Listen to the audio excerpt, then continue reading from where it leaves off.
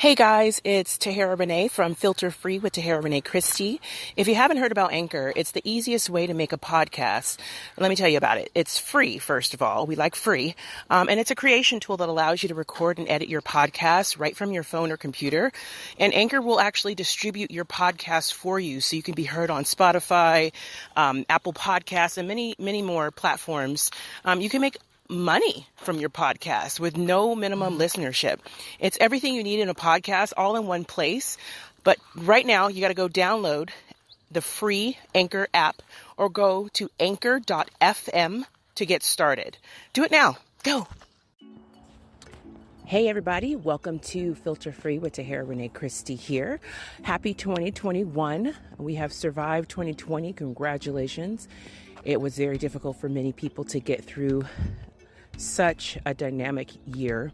And I say dynamic because it was good, it was bad, it was up, it was down, it was indifferent. There were many different segments to 2020 that people could appreciate and lots that people just want to leave behind them.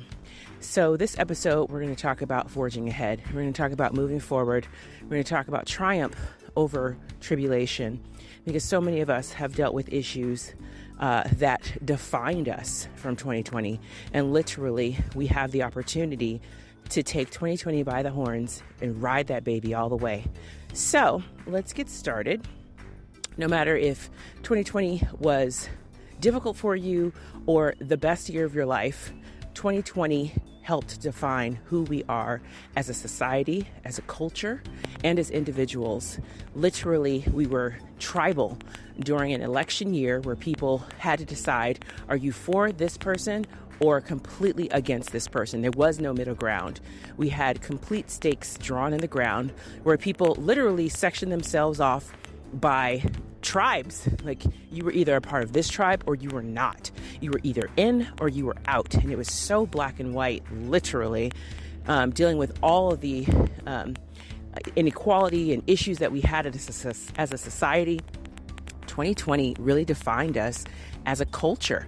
We had to decide if we wanted to be a conservative nation, if we wanted to have liberty and justice for all, if we wanted to hone in on that American way of life, for example, or if we wanted to just have the Wild Wild West and let everybody make their own decisions and have no guidance whatsoever.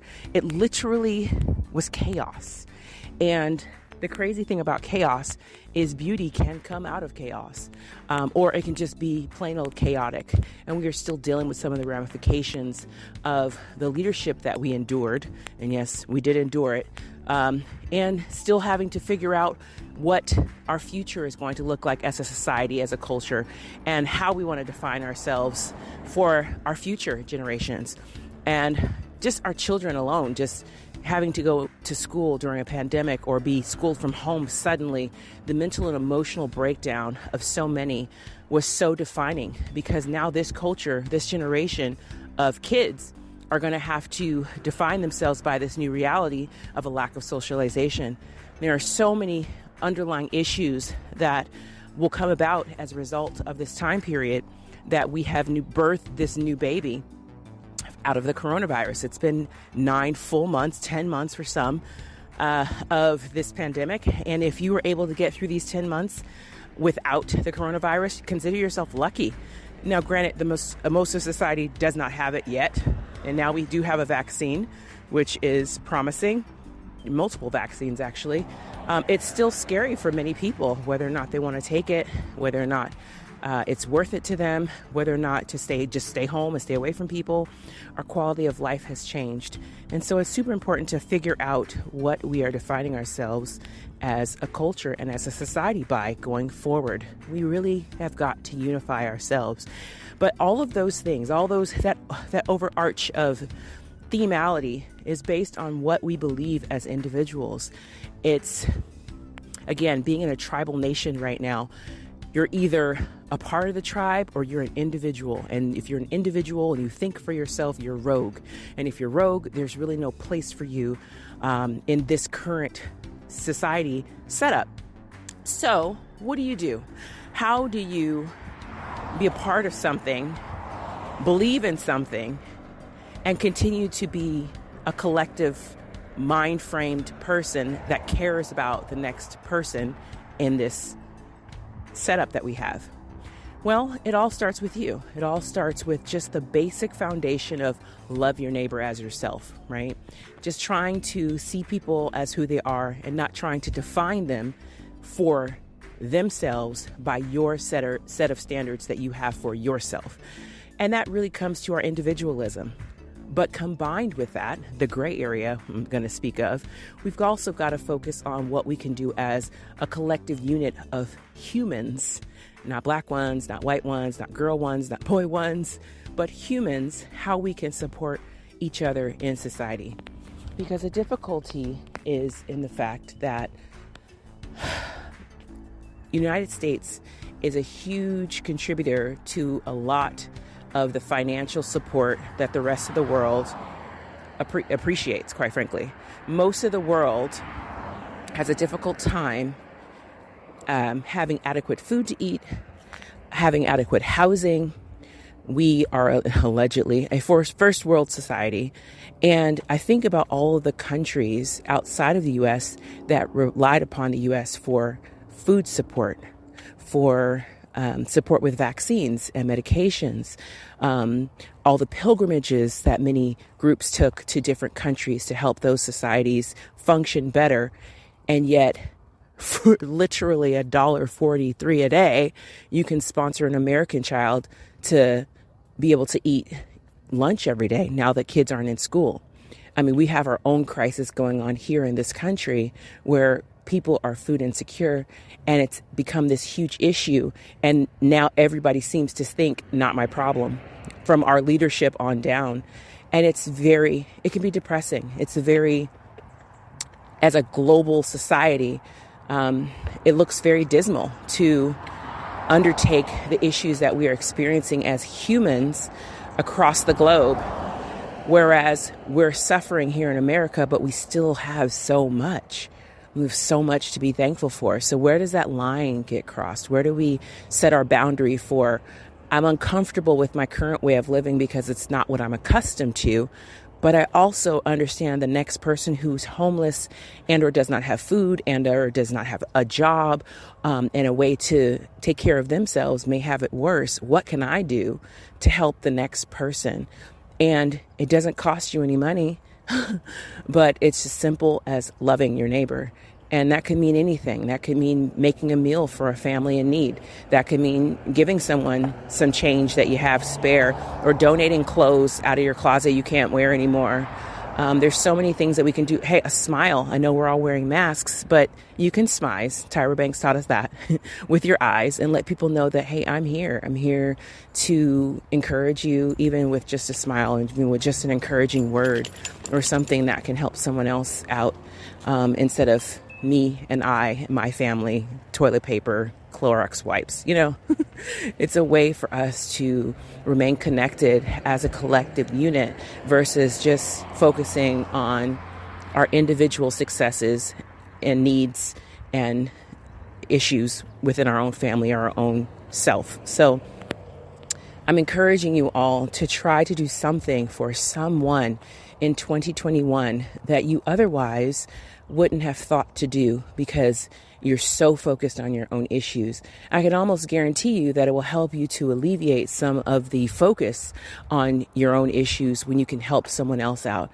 Having started a business last year, my accounting system let me know how much product and how much basically income I gave away last year. And I was shocked at how much discounting and free merchandise I had actually sent out.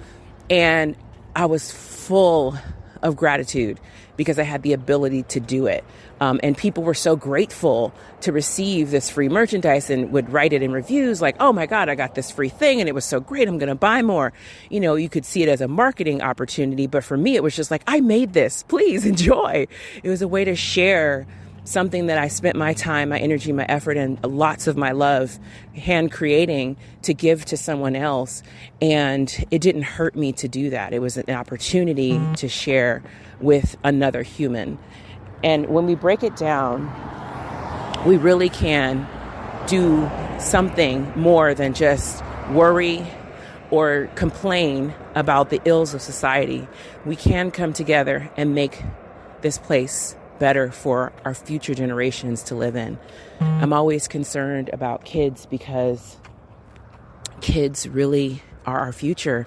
And as adults right now, especially at least half the population, is having a really difficult time setting a proper example of what it looks like to be a good citizen and looks like to be a good neighbor in this society. They're so angry and so hurt and so victimized, needlessly victimized, but they feel that way, and you can't argue with somebody's feelings, right? They have to own how they feel. And of course, a lot of that's being fueled by rhetoric, very powerful rhetoric. But look at what happened in Germany with Hitler. It's history repeating itself. There's nothing new under the sun, as we know.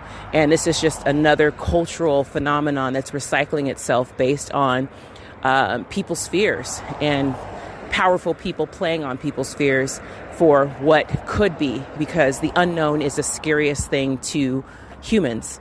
When they don't know, they tend to overreact. And right now as a society, we are overreacting. But if we just get back to the basics, love your neighbor, focus on what you can do and not what you can't, there's opportunity there for you all, us all, to be better people and live in a better society that functions far better than it does right now. So I encourage you in 2021 to really focus on what you want to triumph with. We already know the tragedy of 2020. And of course, when 2021 rolled over, our problems didn't go away. But hopefully, with your own individual New Year's resolutions and opportunities you're giving yourself to grow as an individual, we have new perspective. And I always tell my daughters, at 212 degrees, water boils. If you can imagine water saying at 211 degrees, I just can't do it. I just don't want to go any farther. You wouldn't have boiling water. But just one more degree, just one additional push over the edge, will get you so much farther than giving up before you actually get to see the triumph of your circumstance. So again, collectively as a society, if we can all just give one additional degree and we can put those degrees together, we can have a very hot, exciting, powerful, just amazing time working together collectively as a group of individuals. And this can happen for you in your own life. You know, small triumphs lead to big triumphs. As a mom, I have 3 teenagers, and my son is 19 and, off on his own. And I just pray a lot because I cannot live the boy's life for him, the young man, excuse me. He's grown up.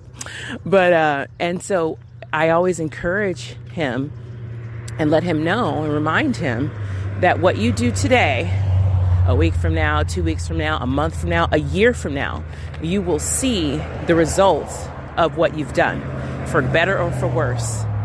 The hard thing is, if you do nothing and you're wondering why nothing has changed, it's because you haven't done the work ahead of time to see the results of said actions. So you got to continue to strive for more. Those little triumphs lead to bigger ones. Those little victories and little goals that you set for yourself every day or during the day or during the week or during the month really set you up for the whole year of success.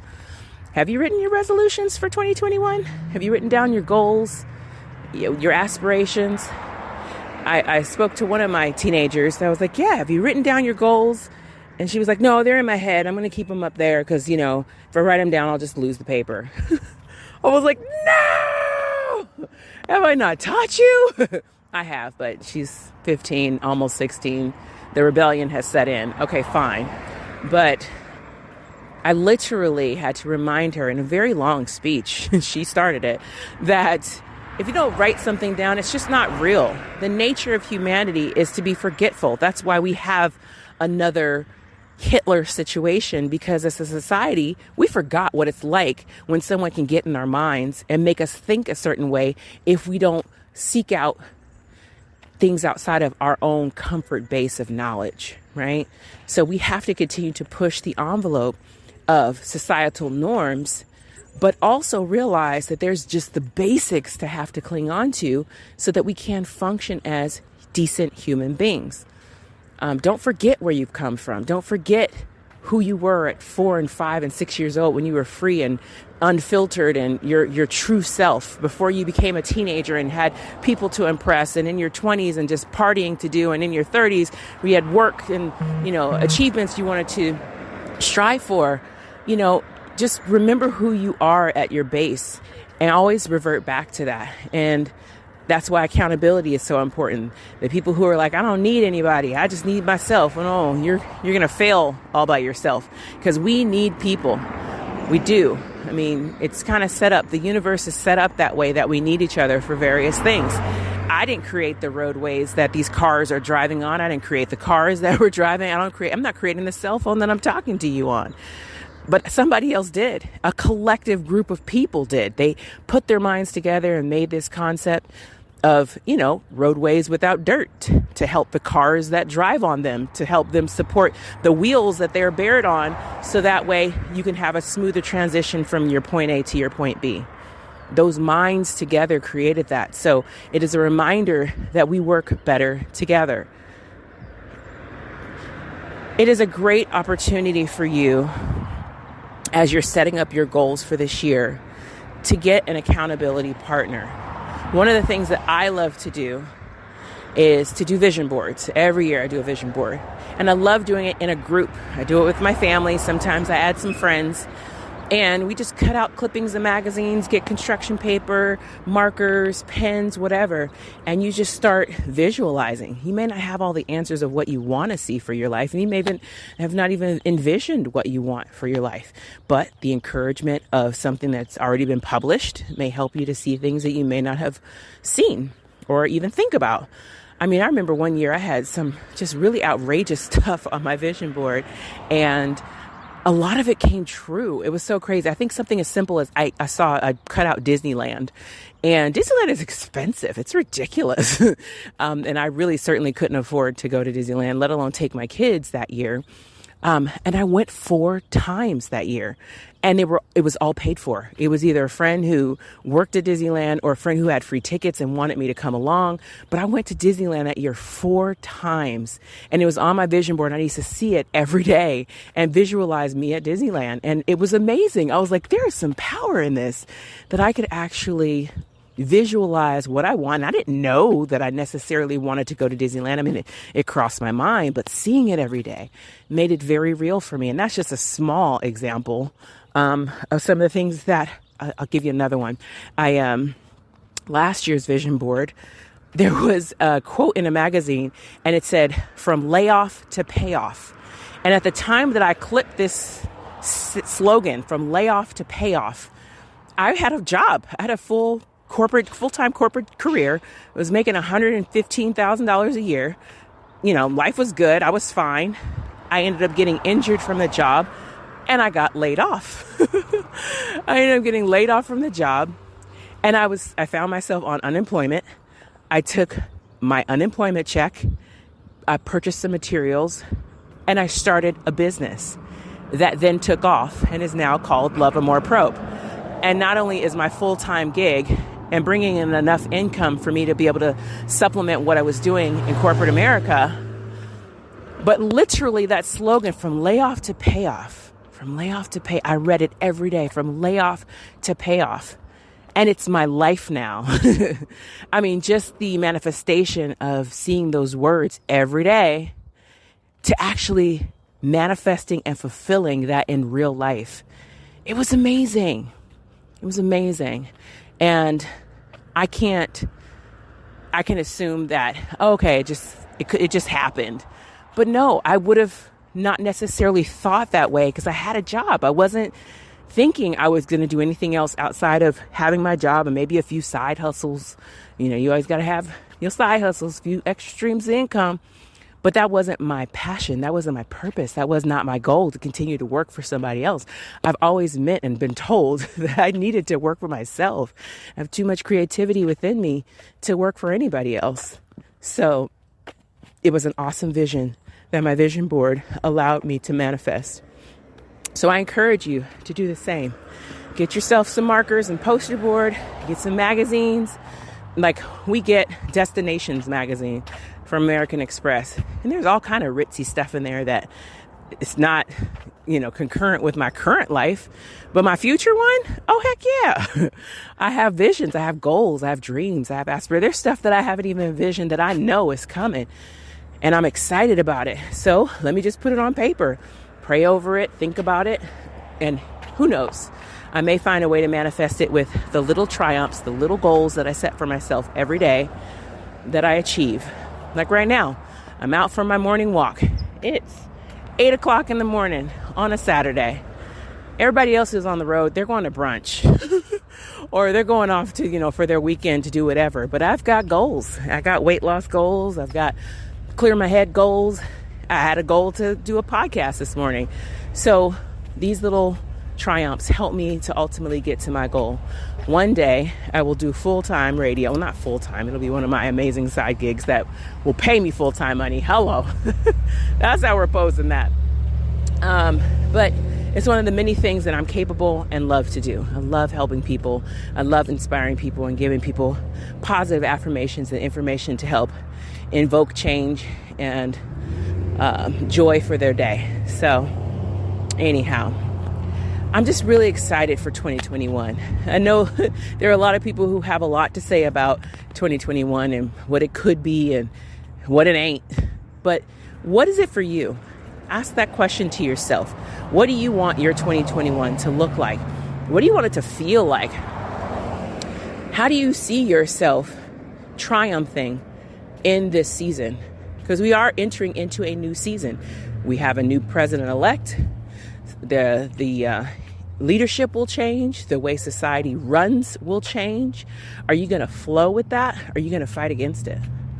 Are you going to flow with your current living situation, your current financial situation? Are you going to rebel against it? Is it what you want it to be? And if it's not, how do you want to change that? What are you willing to do in order to shift yourself? Better yet, what did you not do in 2020 that you'd like to do in 2021? What were you prevented from doing, regardless of the circumstance, whether to your fault or not? What are you willing to do to shift that energy to triumph and not tribulation? We all have a choice, and the problem is choice. The solution is also choice. So choose wisely. Make the choice to do something different this year that you didn't do last year or 30 years ago, to help your life be what you want it to be. And let me just throw this in there. Don't compare yourself to anyone else. I get so sick and tired of hearing about people who are like, oh, if so-and-so's doing this, I should be doing that too. So-and-so is living her best life, his best life, doing his thing, serving his purpose.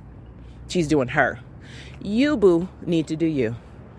I love sharing my successes and my issues with people because I know it can help somebody, because life is not perfect, but I keep moving, and I'm happy to share that. But I never want anybody to be either jealous or worried that they're not doing enough because of what I'm doing. My capacity is different than your capacity is different from her capacity is different from his.